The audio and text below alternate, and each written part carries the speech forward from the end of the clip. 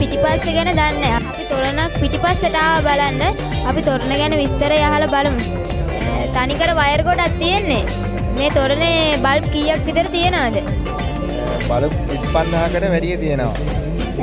Circuit එකක් එහෙම තියෙනවා. ටක ටක සද්දයකුත් ඇහෙනවා. අපි බලමු මේ සද්දේ මොකද්ද කියලා.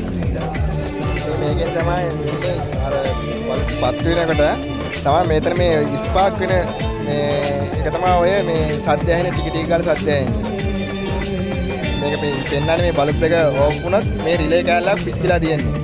ඒතර අපි ආයෙ වෙන රිලේ එකක් දා ගන්න ඕනේ නැත්නම් වෙන මේ රිලේ එකට ගහලා ඒ සිස්ටම් එක ආයෙ හදා ගන්න ඕනේ.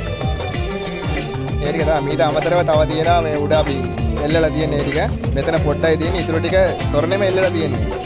දැන් මේකේ තියෙනවා එක එක කෑලි ගොඩක් තියෙනවා. දැන් අපිට කියන්න පුළුවන්ද දැන් මේ තියෙන වගේ මොනවද වෙන්නේ කියලා? මේ තියෙන ලොකු මේ බෝඩ් එකෙන් තමයි රස්මාලාව වැඩ කරන්නේ.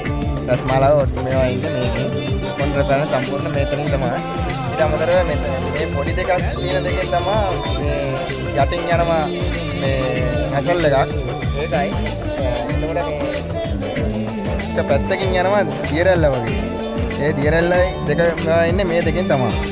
ඒතර මේක ලොකු එක බුදුරස්මාලාවට මේ දෙක පොඩි දෙක තියෙන්නේ මේ කැසල් එකටයි දියරැල්ල මේ දෙක කොන්ට්‍රෝල් කරන්න තමයි. ගොඩක් ස්තුතියි අපිට නොදන්න දෙයක් ගැන තොරතුරු ලබා දුන්නාට ඔබතුමාට.